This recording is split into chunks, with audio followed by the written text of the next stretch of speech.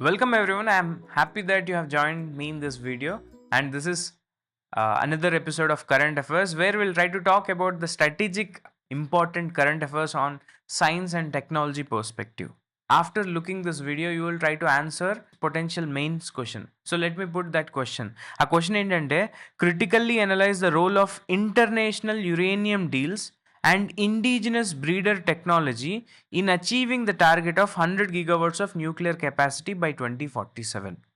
Okay, ఈ క్వశ్చన్ని మీరు ఆన్సర్ చేస్తారు after listening this video. Okay, now will go back to the topic.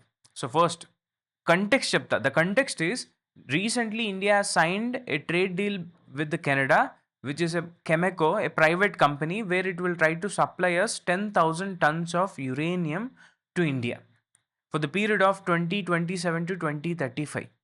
So ఇంత 10,000 టన్స్ ఆఫ్ యురేనియం అక్కడ నుండి తెచ్చుకుంటున్నామంటే it was somewhat strategic important for us. So ఎందుకోసం చేస్తున్నాం, ఏం చెప్తుందంటే India want to become a developed country. So ఇక్కడ చూడండి, India want to become a developed country by 2047.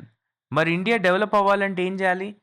Already developed countries ఎలా ఫ్యూచర్ రీసోర్స్ మీద ఇన్వెస్ట్ చేసిందో ఇండియా కూడా వాటి మీద ఇన్వెస్ట్ చేయాలి. The future resources is AI, artificial intelligence. ఎందుకంటే software came to an end. Okay, AI will be the future for everything. So if you want to invest in this AI, దీనికి ఏం కావాలి అంటే we need data centres. Data centres will be the new oil అనమాట. Data centres will try to store data for this AI, where it will try to help every individual of Indians. Okay, so ఇప్పుడు data centres run అవ్వాలంటే ఏం చేయాలి? We need electricity, okay, or energy. Energy లేనిది అవుతుందా? We also has a target that we will achieve net zero in near future. Okay, developed country అయిపోయే లోపు ఇంకొంచెం ఒక 10-20 ఇయర్స్ తర్వాత, ఆఫ్టర్ డెవలప్డ్ కంట్రీస్ ఒక 2 decades లోపు we will try to achieve net zero target అని పెట్టుకున్నాం. Net zero target means we will never try to generate electricity from non renewable energies. Renewable energies నుండి జనరేట్ చేయమని చెప్పాం. From where we're trying to generate, we're generating from renewable energies. Renewables means solar, మనకు తెలిసినంతవరకు most popular solar, second wind energy, next tidal, next hydro, దాని తర్వాత nuclear. Okay, solar has some certain problems that మన దగ్గర solar panels ఉన్నా డైరెక్ట్గా ఎనర్జీని store చేసుకోలేం. ఇక్కడ ఏం చేయాలి? మన సోలార్ ప్యానల్స్ తిరిగి గ్రిడ్ కనెక్ట్ చేయాలి. టేక్ ఎగ్జాంపుల్, ఇంటిపైన సోలార్ ప్యానల్ పెట్టుకున్నా మన కరెంట్ పోదా అంటే పోద్ది. ఎందుకంటే మన ఇంట్లో బ్యాటరీ ఎనర్జీ స్టోరేజ్ సిస్టమ్స్ లేవు. బ్యాటరీ ఎనర్జీ స్టోరేజ్ అంటే టేక్ ఎగ్జాంపుల్ సోలార్ పవర్ నుండి వచ్చేది ఫస్ట్ బ్యాటరీలలో ఎనర్జీ స్టోర్ కావాలి. మనకు అవసరం ఉన్నప్పుడు మనం తిరిగి యూజ్ చేయకండి. Battery energy storage systems are very costly. ఇప్పుడు ₹1,00,00,000 ఉందనుకోండి, బ్యాటరీ ఎనర్జీ స్టోరేజ్ సిస్టమ్ కొంటామా? కొనలేం. సో దాని బదులు అదే ₹1,00,00,000 పెట్టి జీవితాంతం కరెంటు బిల్లు కడతా అని చెప్తారు. అవునా? It's not possible. రెండోది గ్రిడ్కి కనెక్ట్ అయి ఉంటుంది. ఇదే సోలార్ ప్యానల్స్, మన ఇంటి పైన ఉన్న సోలార్ ప్యానల్స్ గ్రిడ్ కనెక్ట్ అయ్యి అక్కడికి ఎలక్ట్రిసిటీ పోద్ది. ఒకవేళ మనం జనరేట్ చేసిన దానికంటే ఎక్కువ ఖర్చు పెడితే బిల్లు ఈవెన్ వాళ్ళకి కట్టాలి, గవర్నమెంట్ వాళ్ళకి. ఒకవేళ మనం జనరేట్ చేసిన దానికంటే తక్కువ ఖర్చు పెడుతున్నాం అనుకో, వాళ్ళే మనకి తిరిగి డబ్బులు ఇస్తారనమాట. This is how it operates. So solar has this certain kind of problem. Battery energy storage systems లేవు. రెండోది, ఈవెన్ మనకు ఇంకో ప్రాబ్లం ఉంది, నైట్ టైం ఎనర్జీ జనరేట్ అవ్వదు. అవునా? So there is a problem with this solar. కాకపోతే మీరు ఈ డేటా సెంటర్స్ని కనుక చూసుకుంటే, data centres need a constant power supply. Constant power supply లేకపోతే అవుతుందా? Take example, night time rest ఇస్తామా? ఇన్స్టాగ్రామ్లు చూడకుండా, వాట్సాప్ యూజ్ చేయకుండా ఉండగలుగుతామా? ఉండలేం. సో డేటా సెంటర్కి కంటిన్యూస్గా పవర్ సప్లై అవ్వాలి. బట్ సోలార్కి లిమిటేషన్ ఉంది. విండ్కి కూడా అంతే. మన దగ్గర కాన్స్టాంట్ విండ్ లేకపోతే విండ్ జనరేట్ చేయలేం. టైడల్కి అదే ప్రాబ్లం. టైడల్ దగ్గర అసలు మన దగ్గర టెక్నాలజీ లేదు ఇండియాలో. నెక్స్ట్ హైడ్రో పవర్ కనుక తీసుకుంటే, పెరినియల్ రివర్స్లో కంటిన్యూస్ ఫ్లో ఆఫ్ వాటర్కి అయితే జరుగుతుంది, బట్ అక్కడ ఎక్కువ ఫోర్స్ రాదు కాబట్టి చేయలేం. ఇంకా నాన్ పెరినియల్ అంటారా? అసలు వాటరే రానప్పుడు, వర్షాలు పడినప్పుడు అసలు పవరే జనరేట్ చేయలేం. So hydro is also not an option. But nuclear fuel is only option for this data centres for constant supply of energy. అది కూడా 24/7 పంపించవచ్చు అనమాట. So this is the only reason that India was in search of nuclear energy development. On the present day ఎంతుంది తెలుసా? మనం ఎంత generate చేస్తున్నామో తెలుసా? 3% of energy, not more than that. 9 gigawatts of energy generate చేస్తున్నాం. 24 సెంటర్స్, ఇండియా మొత్తంలో ఎన్ని centres ఉన్నాయి? 24 సెంటర్స్ ఉన్నాయి. All these are static. So prelims పర్స్పెక్టివ్లో పనికొస్తూ ఉంటుంది. So try to remember till here. ఇప్పుడు స్టాట్స్ అయితే ఇచ్చా. ఏంటి? మనం 9 గిగావాట్స్ ఆఫ్ ఎనర్జీ జనరేట్ చేస్తున్నాం. ఎక్కడ నుండి? న్యూక్లియర్ ఎనర్జీ నుండి. అది 3% ఆఫ్ ఎనర్జీ మాత్రమే ఫుల్ఫిల్ చేస్తుంది. బట్ ఫ్యూచర్లో డేటా సెంటర్స్ ఫుల్గా వస్తాయి. టేక్ ఎగ్జాంపుల్, ఆంధ్రప్రదేశ్లోనే వచ్చింది big data centre. And Google and as well as other countries CEOs are trying to invest in our own India. Data centres కావాలి అని చెప్పేసి. మరి డేటా సెంటర్స్ కావాలంటే ఫుల్ ఎలక్ట్రిసిటీ కావాలి, కంటిన్యూస్ సప్లై కావాలి. మరి 3% సరిపోద్దా? ఇట్స్ నాట్ పాసిబుల్ కదా. సో అందుకోసమే న్యూక్లియర్ ఎనర్జీని ఇంకా డెవలప్ చేద్దాం అనుకుంటున్నాను. But there is a problem for developing of this nuclear energy. The problem is that it takes time. మన దగ్గర డిపాజిట్స్ గురించి చూసుకుందాం ఫస్ట్. ఇప్పుడు మనకి ఐడెంటిఫై చేసుకోవాల్సింది ఏంటంటే అసలు ఎందుకు ఇంపోర్ట్ చేసుకోవాల్సి వస్తుంది and what are the reserves we have. So if you try to understand the reserves in India, డొమెస్టికల్గా మన దగ్గర జార్ఖండ్లో జద్గుడ, తురామెడ్ ఈ 2 ఏరియాస్లో యురేనియం రిజర్వ్స్ ఉన్నాయి.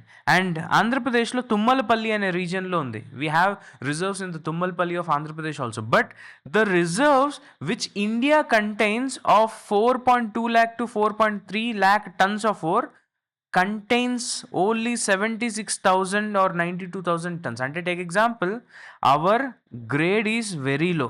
ఇట్ మీన్ దట్ 0.02% to 0.045% మాత్రమే ఉంది. అంటే టేక్ ఎగ్జాంపుల్, ఈ 4-5% ఆర్ 0.2%ని పర్స్పెక్టివ్లో కనుక పెడితే, ఒక రూమ్ ఫుల్ ఆఫ్ ఆరెంజెస్ కనుక తీసుకుంటే, ఆ ఆరెంజెస్ నుండి స్క్వీజ్ చేస్తే 1/2 లీటర్ మాత్రమే జ్యూస్ వచ్చింది అనుకోండి. అది వయబులా? కాస్ట్ ఎఫెక్టివా? It's not cost effective. అదే మీరు 10 ఆరెంజెస్ తీసుకొని 1 లీటర్ ఆఫ్ జ్యూస్ చేస్తే ఇట్స్ కాస్ట్ ఎఫెక్టివ్. మన దగ్గర ఉన్న ప్రాబ్లం అదే. మన దగ్గర lakhs and lakhs of oranges ఉన్నాయి, కాకపోతే వాటిలలో రసం లేవు. ఓన్లీ 1/2 లీటర్ జ్యూస్ మాత్రమే ఇచ్చిందనుకో, ఇట్స్ నాట్ వర్తీ. అందుకోసమే ఇండియన్ ఓర్ వాల్యూమ్ చాలా పెద్దగైనా యురేనియం డిపాజిట్స్ ఉండటం, కాన్సన్ట్రేషన్ ఉండటం చాలా తక్కువ. మన ఓర్ చాలా లెస్ వాల్యూ. అదే compared to the Canadian ore, it is 15 to 100% richer. అంటే ఒక దగ్గర 1 kg డస్ట్ తీసుకున్నాం అనుకో, కొన్ని చోట్ల 100% యురేనియం దొరికే ఛాన్స్ ఉంది అందుట్లో. కొన్ని చోట్ల ఓన్లీ 15%. అంటే గ్లోబల్ యావరేజ్ మాత్రం ఓన్లీ 1% to 2%. బట్ కెనడాలో 10% to ఈవెన్ 100% కూడా సిగ్నిఫికెంట్ అమౌంట్ ఆఫ్ రీసోర్స్ ఉంది. సో అందుకోసమే this is one reason we're trying to import from the Canada. సో ఇప్పుడు కెనడా నుండి ఎందుకు తెచ్చుకుంటున్నాం అని అర్థమైంది కదా. సో కెనడాలో ఏ కంపెనీతో తెచ్చుకుంటున్నాం? The company's name is Cameco. This company is known as Cameco. ఈ కెమెకోతోనే డీలింగ్ చేసుకుంటున్నాం. ఓకే, సో ఎంత? We're trying to import 2.6 billion agreement. So ఎంత? 10,000 tons తెచ్చుకుంటున్నాం for the year of 2027 to 2035. Prelims పర్స్పెక్టివ్లో ఇది గుర్తుపెట్టుకోవాలి. And whether Canada top producers of this uranium అంటే ఎస్, టాప్ 3లో ఉంది. Even Cameco is second largest అనుకోవచ్చు. First one is Kazatomprom, which is a government owned company of Kazakhstan. కజకస్తాన్లో extreme temperatures ఉంటాయి and it is a favourable country for having this kind of resources. So ఇదే కజకస్తాన్తో already we have signed before 1 month, ఒక 1 month back already sign చేసుకున్నాం అనమాట కజాన్థ్రాంప్రామ్తో. అక్కడ నుండి కూడా మనకి యురేనియం రిజర్వ్స్ వస్తాయి. దాని తర్వాత ఇన్ ఫ్యూచర్ 2028లో, ఓకే, అండ్ 2032లో, 2028లో ఉజ్బెకిస్తాన్తో తెచ్చుకుంటాం, 2030లో ఎవరితో తెచ్చుకుంటాం? రష్యాతో తెచ్చుకుంటాం. సో ఇట్ మీన్ దట్ 4 కంట్రీస్తో, కెనడాతో, కజకస్తాన్తో, ఉజ్బెకిస్తాన్తో, రష్యాతో డీలింగ్స్ అయితే పెట్టుకుంటున్నాం and we're importing the uranium. So ఎందుకు అంత ఇంపోర్ట్ చేసుకుంటున్నాం అంటే వన్ రీజన్ ఇచ్చా, the grade. And the second reason is we also having certain problems that మనం ఏదైతే డొమెస్టికల్గా ప్రొడ్యూస్ చేస్తున్నామో వాటిని న్యూక్లియర్ ఆర్సనల్ కోసం డైవర్ట్ చేయొచ్చు. ఎందుకంటే న్యూక్లియర్ ఆర్సనల్, టేక్ ఎగ్జాంపుల్, ఒక ఆర్మ్స్ అండ్ అమ్యునేషన్స్ ఉన్నాయి. మన మీద పాకిస్తాన్ 2 సార్లు అటాక్ చేసింది. అటాక్ చేసినప్పుడు మనం ఏం చెప్పాం? న్యూక్లియర్ డిటరెంట్ పరంగా పోక్రాన్ టెస్ట్ చేసాం. ఓకే, ఈ పోక్రాన్లో ఆపరేషన్ స్మైలింగ్ బుద్ధ అని ఒక పేరు పెట్టాం. ఆపరేషన్ స్మైలింగ్ బుద్ధ అని పెట్టేసి న్యూక్లియర్ టెస్ట్ని ప్రపంచం మొత్తం చూపించాను. చూపిగానే ప్రపంచం మొత్తం షాక్ అయిపోయింది. ఏంది ఇది? అసలు టెక్నాలజీ తక్కువ ఉంది, న్యూక్లియర్ ఓర్ కూడా తక్కువ ఉంది, వీళ్ళు బయట కంట్రీస్ నుండి ఇంపోర్ట్ చేసుకుంటూనే దాన్నే డైవర్ట్ చేసి ఒక న్యూక్లియర్ వెపన్ తయారు చేశారు అని షాక్ అయిపోయారు. ఈవెన్ ప్రపంచంలో ఉన్న ప్రతి కంట్రీ షాక్ అయిపోయి దాని తర్వాత మన మీద శాంక్షన్స్ కూడా వేసాయి, ఆంక్షలు విధించింది. So we're unable to buy the nuclear ore from this other countries also. Because of that only, from 1974 onwards, we are unable to get this nuclear ore from the other countries, and we are unable to develop our nuclear power fuel. అందుకోసం ఇప్పటికి కూడా 9 gigawatts మాత్రమే generate చేస్తాం. And the other conditions what, it was too dangerous also. ఆ టైంలో nation స్టేజ్లో ఉన్నాం, అంత ఎడ్యుకేషన్ లేదు, మనం న్యూక్లియర్ ఫ్యూల్ని మిస్యూజ్ కనుక చేస్తే బ్లాస్ట్ అయ్యే ఛాన్స్ ఉంది. ఇదొక రీజన్ కూడా ఉందన్నమాట. Okay, these are multiple reasons. And import కనుక చేసుకుంటే we have certain problems with that. What are those problems? Those problems are nothing but we have nuclear suppliers group. Nuclear supplier group అంటే ఏదైనా కంట్రీలో కనుక nuclear reserves ఉన్నాయనుకో, వాడు export చేస్తున్నాడు అనుకో, వాడు న్యూక్లియర్ సప్లయర్ గ్రూప్లో ఉంటాడు. ఆర్ఎస్ లైక్ ఒక కంట్రీలో కనుక టెక్నాలజీ కూడా ఉందనుకోండి, ఆ న్యూక్లియర్ ఫ్యూల్ని ఎలా యూజ్ చేయాలని, ఆ countries will also be in the nuclear supplier group. So ఇలా న్యూక్లియర్ సప్లయర్ గ్రూప్లో ఉన్న కంట్రీస్ మన మీద ఆంక్షలు విధించాయని చెప్పి. ఎందుకోసం 1974లో న్యూక్లియర్ ఫ్యూల్ని మనం ఏం చేసాం, రియాక్టర్స్లో యూజ్ చేయలే, ఎలక్ట్రిసిటీ జనరేట్ చేయడానికి యూజ్ చేయలే, but we have used for the most dangerous weapon, that is nuclear weapon. Okay, so అది కనుక 1 kg వేస్తే, హైదరాబాద్ మీద వేస్తే, హైదరాబాద్ ఒక నెక్స్ట్ 100 years దాకా పనికిరాదనమాట, అంత డేంజరస్. ప్రస్తుతానికి ఒక ఎర్త్ క్వేక్ని లార్జెస్ట్ రిచర్ స్కేల్లో ఒక 7 స్కేల్ అంత ఎర్త్ క్వేక్ క్రియేట్ చేయగలుగుతుంది. నెక్స్ట్ 100 years అసలు ఈ ఏరియాలో లైఫ్ అనేది లేకుండా ఉంటుంది అనమాట. అంటే take example, without PP kit కనుక నువ్వు ఇక్కడికి వస్తే నీకు క్యాన్సర్ వచ్చే ఛాన్స్ ఉంటుంది. Okay, this dangerous was nuclear fuel. So అందుకోసమే న్యూక్లియర్ ఫ్యూల్ సెటప్ చేయడం కష్టం అని చెప్పారు. ఓకే, బట్ అదర్ రీజన్కి వస్తే, న్యూక్లియర్ సప్లయర్ గ్రూప్ మన మీద ఆంక్షలు విధించాయి. బట్ ఎప్పుడు ఈ న్యూక్లియర్ సప్లయర్ గ్రూప్ మళ్ళీ ఆంక్షలు తీసేసాయంటే, we have to go back to the history. ఇక్కడ హిస్టరీలో ఏమవుతుందంటే, 2008 టైంలో యుఎస్ఏ మనతో ఒక డీలింగ్ పెట్టుకుంటుంది, that is known as USA 123 agreement. ఈ 123 అగ్రిమెంట్లో ఏమైందంటే, మీ దగ్గర న్యూక్లియర్ రియాక్టర్స్ ఉన్నాయి కదా, వాటిని మేము ఫ్యూల్ సప్లై చేస్తాము, ఎందుకంటే ఆపరేషనల్ కనుక లేకపోతే డ్యామేజ్ అవుతుంది అని చెప్పేసి, యాజ్ వెల్ యాజ్ ఆపరేషనల్ కనుక చూసుకుంటే అది ఆపరేట్ చేస్తున్నప్పుడు ఒక బై ప్రోడక్ట్ కూడా రిలీజ్ చేస్తుంది, ప్లూటోనియం 239. దాని గురించి తర్వాత చెప్తా. ప్లూటోనియం 239 అనేది ఒక బై ప్రోడక్ట్ కూడా రిలీజ్ చేస్తుందని చెప్తున్నా. సో ఆపరేషనల్ ఉండాలంటే మేము సప్లై చేస్తామని చెప్పారు. సప్లై చేస్తా అనేసరికి అప్పుడు న్యూక్లియర్ సప్లయర్ గ్రూప్ ఏం చేసింది, non proliferation treaty. Non proliferation treaty అంటే నథింగ్ బట్, ఇది కూడా ఒక ప్రిలిమ్స్లో మీకు ఇంపార్టెంట్ పర్స్పెక్టివ్.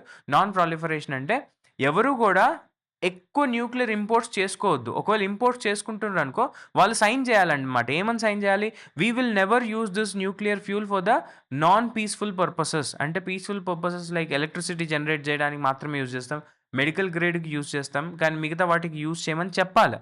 సో ఒకవేళ నువ్వు సైన్ చేయలేదనుకో నాన్ ప్రాలిఫరేషన్ ట్రీటీ, నీకు అసలు న్యూక్లియర్ సప్లయర్ గ్రూప్ అసలు పంపించరు, నీకు న్యూక్లియర్ ఫ్యూలే పంపించరు.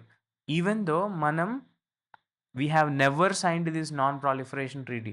మనం ఇప్పటిదాకా సైన్ చేయలేదు, ఎందుకంటే పాకిస్తాన్ మన మీద అటాక్ చేస్తుందేమో అని మనం ఇప్పటికీ వెపన్స్ తయారు చేస్తున్నాం. మరి వెపన్స్ తయారు చేస్తున్నప్పుడు మనం నాన్ పీస్ఫుల్ పర్పస్లో యూజ్ చేయమని డైరెక్ట్గా సంతకం చేయలేం కదా, అందుకోసమే ప్రాబ్లం ఉందన్నమాట. ఇక్కడ ప్రాబ్లం ఏంటంటే, వీళ్ళు ఎన్పిటి ట్రీటీ సైన్ చేయకపోతే మీకు ఏమని చెప్పారు. కాకపోతే 2008లో ఒక అద్భుతం జరిగింది. ఏం జరిగిందంటే, యుఎస్ మనతో ఈ అగ్రిమెంట్ పెట్టుకుంది, నేను సప్లై చేస్తాను నీకు న్యూక్లియర్ ఫ్యూల్ అని. అండ్ ప్రపంచం మొత్తానికి చూపించాం. 1974 నుండి 2001 దాకా మనం ప్రపంచం మొత్తానికి ఏం చూపించామంటే, we have never misuse the nuclear fuel. Okay, we only kept nuclear arsenal as a deterrent. మా మీద న్యూక్లియర్ ఆర్మ్స్ ఉన్న కంట్రీ మా మీద వేస్తే మేము తిరిగి వాళ్ళ మీద వేస్తాం, ఎందుకంటే మా దగ్గర లేదనుకుంటే వాడు డైరెక్ట్ మా మీద యూజ్ చేయొచ్చు. సో అప్పుడు వాడికి భయం ఉండదు. డిటరెన్స్ అనే కాన్సెప్ట్ ఉంటుంది. డిటరెన్స్ అంటే nothing but, we're not allowing the other person to do something okay against us. So అలాంటిది అవ్వనీయకుండా డిటరెన్స్ అనే కాన్సెప్ట్ పరంగానే యూజ్ చేస్తున్నామని చెప్పేసాం. ఎవరికి చెప్పాం, బయట కంట్రీస్ అన్నిటికీ ప్రూవ్ చేసాం. సో అందుకోసం ఏం చేశారు, 1974 నుండి 2001 దాకా మనం పీస్ఫుల్ పర్పస్కి మాత్రమే యూజ్ చేసాం. కాబట్టి ద న్యూక్లియర్ సప్లయర్ గ్రూప్ మనకి ఏమి ఇచ్చిందంటే వేవియర్ ఇచ్చింది. ఓకే, వేవర్ ఇచ్చేసి ఏం చేసిందంటే 2010 తర్వాత you will be waved out of this thing, clean sheet ఇచ్చేస్తున్నాం, ఇప్పటి నుండి మీరు న్యూక్లియర్ ఫ్యూల్ ఇంపోర్ట్ చేసుకోవచ్చు అని చెప్పింది. సో దాని తర్వాత మనం ఏం చేసాం, 2010లో కెనడాతో న్యూక్లియర్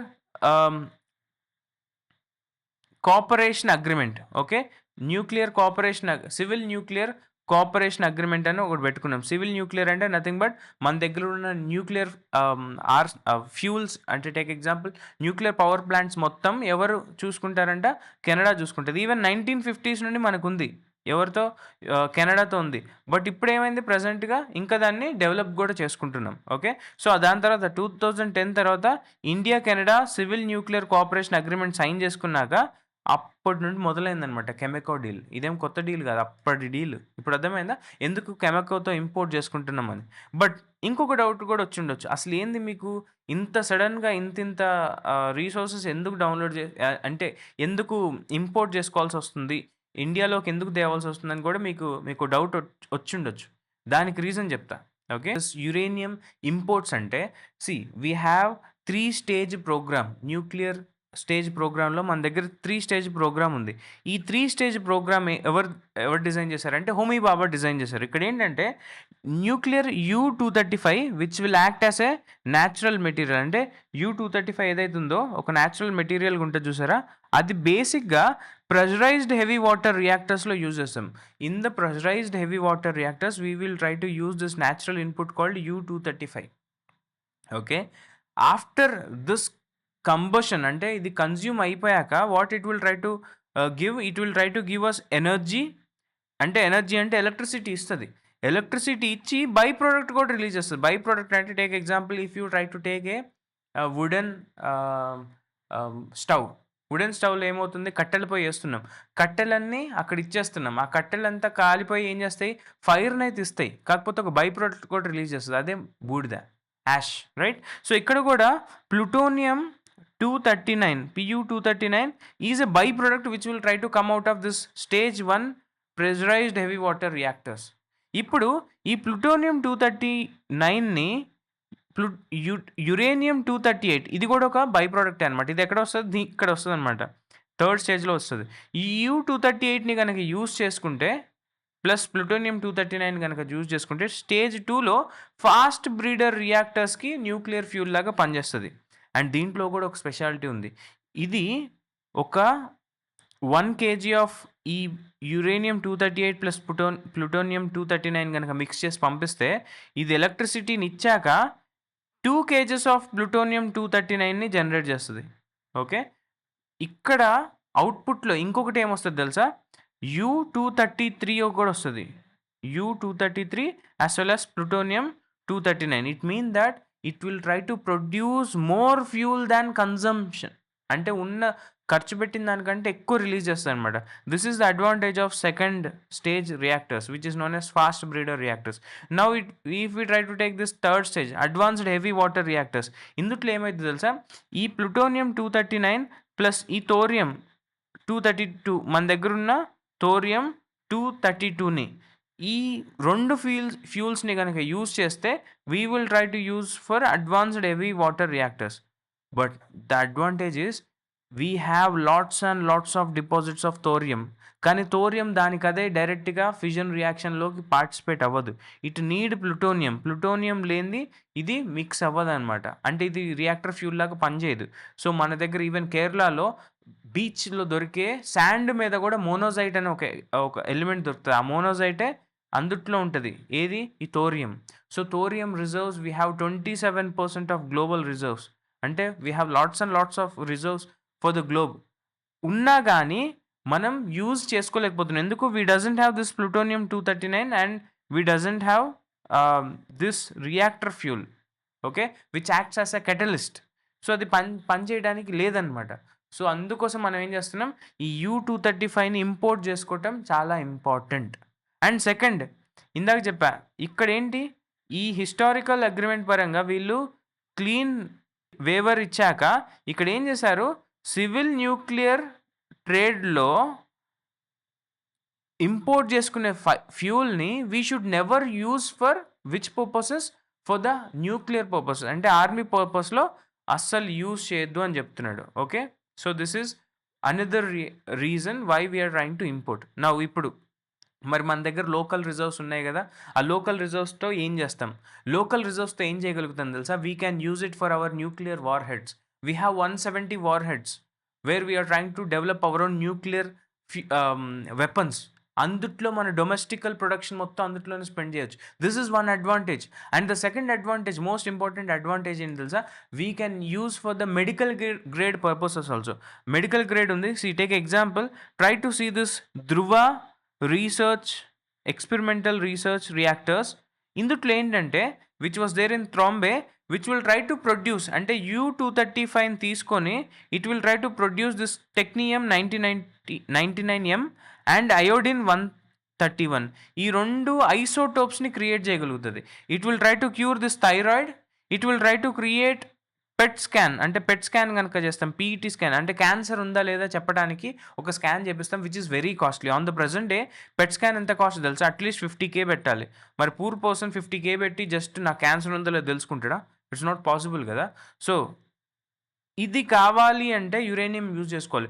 ఒకవేళ మనం గనక ఈ ఐసోటోప్స్ని యూజ్ చేసుకుంటే ఎఫిషియెంట్గా యురేనియం రిజర్వ్స్ని తెచ్చుకొని ఈ ఐసోటోప్స్ని కనుక క్రియేట్ చేసుకుంటే we can create our own medical devices like MRI scanners. Okay, అప్పుడు ఏమైంది, ఈ పెట్ స్కాన్ ఇంకా తగ్గియచ్చు. Okay, cost of the PET scan will be reduce. So ఎఫిషియెంట్గా హెల్త్ సెక్టార్స్లో కూడా యూజ్ చేయొచ్చు అనమాట. అండ్ ద అడ్వాంటేజ్ తెలుసా ఏంటి? ఇంత ఇంపోర్ట్స్ చేసుకుంటున్నాక మనకి ఇంకొక అడ్వాంటేజ్ కూడా ఉంది. అడ్వాంటేజ్ ఏం తెలుసా?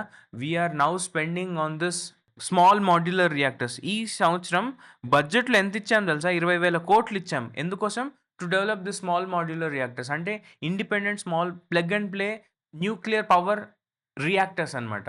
వీటి వల్ల ఏమైతే 24x సప్లై, అంటే టేక్ ఎగ్జాంపుల్, ఒక డేటా సెంటర్ మన ఇంట్లోనే పెట్టుకున్నాం అనుకో, మన ఇంటి సైజ్ ఉందనుకో, ఈ డేటా సెంటర్ని ఫ్యూల్ చేయడానికి, కంటిన్యూస్గా ఫ్యూల్ చేయడానికి స్మాల్ మాడ్యులర్ రియాక్టర్స్ని యూజ్ చేయొచ్చు. ఒక్కసారి మనకి డేటా సెంటర్ క్లోజ్ అయిపోయింది అనుకో, ఆ స్మాల్ మాడ్యులర్ రియాక్టర్ని కూడా తీసేసి వేరే దగ్గరికి పంపించేయచ్చు. బట్ అదే ట్రెడిషనల్ పెద్ద పెద్ద పవర్ ప్లాంట్స్ని మార్చడం అంటే చాలా కష్టం, డిసెంగేజ్ చేయడం చాలా కష్టం. This is other advantage. Now how it was important for the prelims and how it was important for the mains. Okay, first మీరు ప్రిలిమ్స్లో ఏం చేయాలి అంటే, first you have to understand the geographical mapping of uranium mines which was there in the Jharkhand and other states like Andhra Pradesh కానీ మేఘాలయ కానీ. Okay, ఇలాంటి స్టేట్స్లో ఎక్కడెక్కడ ఉన్నాయని చేయాలి. సైన్స్ అండ్ టెక్నాలజీ పరంగా what is reactor types, pressurised heavy water reactors ఏంటి, fast breeder reactors ఏంటి, అడ్వాన్స్డ్ హెవీ వాటర్ రియాక్టర్స్ ఏంటి. ఇక్కడ స్టేజ్ 1లో యూజ్ చేసే రియాక్టర్ ఏంటి అని కంపల్సరీ గుర్తుపెట్టుకోవాలి. స్టేజ్ 1లో pressurised heavy water reactor, stage 2లో ఏంటి, స్టేజ్ 3లో ఏంటి. Okay, next what are this international treaties called non proliferation treaty and who are nuclear suppliers group. వీటన్నిటి గురించి ప్రిలిమ్స్లో ఇంపార్టెంట్. అండ్ వాట్ అబౌట్ మెయిన్స్లో if you try to understand that we want to develop as a energy security, అంటే ఫ్యూచర్లో net zero transition చేసుకుంటున్నాం. రెండోది constant energy supply కావాలి, ఎందుకంటే హ్యూమన్ పాపులేషన్ మల్టిపుల్ అయిపోతున్నారు. Everyone need lights, everyone needs systems, everyone needs laptops, everyone needs mobiles. మరి వీళ్ళందరికీ power, electricity కావాలి కదా. So we need more energy security. So ఈ పర్స్పెక్టివ్లో మనకి అర్థమవుతుంది. So mains answer, okay, mains ఆన్సర్ని ఫస్ట్లో మీకు చెప్పా కదా, critically analyze the role of international uranium deals and indigenous breeder reactor technology in achieving the target of 100 gigawatts. So ఎందుకోసం అని చెప్పా, ఈ 100 gigawatts టార్గెట్ అచీవ్ కావాలంటే, టేక్ ఎగ్జాంపుల్, ఇక్కడ స్టేజ్ 1లో uranium-235ని స్టేజ్ 2కి తీసుకెళ్లే ప్లూటోనియం లాగా తయారవ్వాలంటే 15 to 20 years తీసుకుంటుంది, which is known as doubling time. Okay, doubling time. ఈ డబులింగ్ టైము 20 years వెయిట్ చేయాలి ఈ 239 జనరేట్ కావాలంటే. మళ్ళీ ఈ 239ని ఈ స్టేజ్ 3లో యూస్ చేయడానికి, అంటే స్టేజ్ 3 రియాక్టర్స్లో యూస్ చేయాలంటే మళ్ళీ ఒక 20 years వెయిట్ చేయాలి స్టేజ్ 2 మొత్తం అయిపోవడానికి. So it mean that the doubling time will try to take more time. So అందుకోసమే మనం ఇప్పుడు అర్జెంటుగా ఇంపోర్ట్ చేసుకుంటున్నాం అన్నమాట. సో మనం ఏం చేయాలి, ఫస్ట్ బాడీలో ఏమని రాయాలి, we have to understand that India is in need of electricity. So electricity కావాలి అంటే యురేనియం డీల్స్ తీసుకుంటున్నాం, which we're trying to import. 75% of our imports were there for our civil nuclear supplies. Civil nuclear supplies అంటే for power generation కోసం, అంటే 75% import చేసుకుంటున్నాం ప్రజెంటే uranium. అందుట్లో Cameco deal రాయొచ్చు, Kazakhstan deal రాయొచ్చు. ఓకే, ఇండియాస్ గ్రేడ్ కూడా చాలా తక్కువ అని రాయొచ్చు. దాని తర్వాత బాడీలో ఏం రాస్తారంటే, there is an scientific stage where pressurized heavy water reactors will have this doubling time to convert into pressurized water reactors or plutonium 239 ని కన్వర్ట్ చేయడానికి. అవి ఎలా యూజ్ చేయొచ్చు, for the civilian purpose use చేయొచ్చు, ఫర్ ఆర్మీ పర్పస్ యూజ్ చేయొచ్చు, nuclear సబ్మరైన్ని use చేయడానికి use చేయొచ్చు. దాని తర్వాత మనం ఈ డబులింగ్ టైం కవర్ అయితే ఏం అడ్వాంటేజ్, థోరియం యూజ్ చేసుకోవచ్చు. సో ఇలాంటివన్నీ రాసేసి ఫ్యూచర్లో 2047 గంటల we want to become as a developed India. So developed India అవ్వాలంటే ఇలాంటి చేంజెస్, అంటే 2060లో యూజ్ చేసుకునే థోరియం రిజర్వ్స్ కోసం ఇప్పటి నుండే we're seeing for the future. This is the advantage of importing the fuels from the other countries. So ఇలా రాయాలన్నమాట. అంటే ఇంటర్నేషనల్ యురేనియం డీల్స్ వల్ల ఫ్యూచర్ డెవలప్మెంట్ కోసం చూస్తున్నాం. దాని తర్వాత ఇండిజినస్ బ్రీడర్ రియాక్టర్స్ని కూడా డెవలప్ చేయడానికి, అంటే వాటిని ప్రైవేటైజ్ కనుక ఎందుకు చేసాం, టేక్ ఎగ్జాంపుల్ శాంతివిల్లులో 20,000 crores ఇచ్చేసి స్మాల్ మాడ్యులర్ రియాక్టర్స్ పెడుతున్నాం. దాని తర్వాత ప్రైవేట్ ప్లేయర్స్ని కూడా అలౌ చేస్తున్నాం. ఎందుకోసం అంటే more amount of consumption of U-235 కనుక అయిందనుకోండి, we will have a by product called plutonium 239. When we have this plutonium 239, we can use it for hour using for hour consumption of thorium reserves. So ఫ్యూచర్లో ఫుల్గా థోరియంని వాడేసుకుంటే మనం ఏ country మీద depend అవ్వాల్సిన అవసరం లేదు. Energy మనమే జనరేట్ చేసుకోవచ్చు, electricity ఫ్రీగా ఇచ్చేయచ్చు, ఈవెన్ ఆ టైంలో సబ్సిడీలు ఇచ్చి. So that's the advantage of having this. So మీకైతే అర్థమైంది అనుకుంటున్నా. By this will try to end this topic. Okay, and thank you. Will meet again.